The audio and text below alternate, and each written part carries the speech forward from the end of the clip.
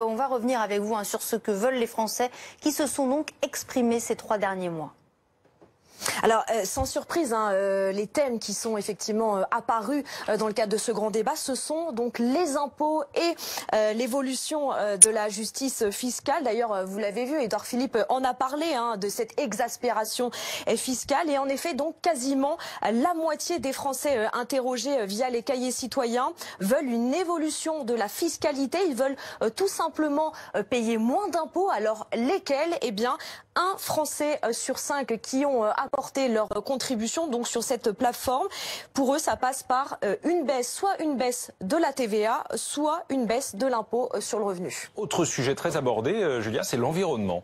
Oui, c'est le deuxième thème qui est apparu, un sujet, l'environnement, qui est de plus en plus cher aux Français. Alors pour lutter contre le réchauffement climatique, pas question de revenir sur la fameuse taxe carbone. Ça a été, quasiment personne ne veut son retour. En revanche, plus d'un participant sur 2 demande donc une taxation des gros pollueurs comme les bateaux ou les avions. Enfin, Julia, qu'en est-il de la démocratie, des institutions? Quelles sont les attentes des Français sur le sujet?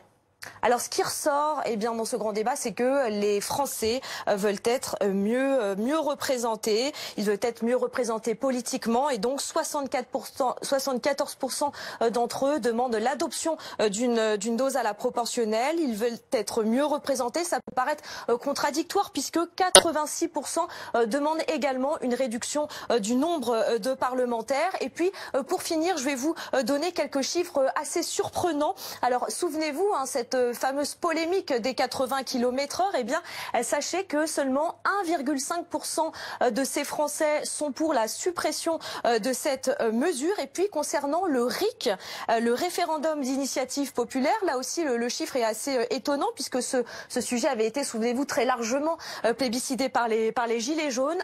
1,5% également de ces Français seulement. Et pour l'adoption du RIC, ça fait pas beaucoup. Preuve qu'il y a donc un décalage entre les revendications donc de ces personnes qui ont accepté de participer au grand débat et l'ensemble des Français. Et puis pour finir, je voulais dire qu'il fallait faire quand même attention parce que tous ces chiffres ont été transmis par l'exécutif et ce n'a donc pas valeur de sondage.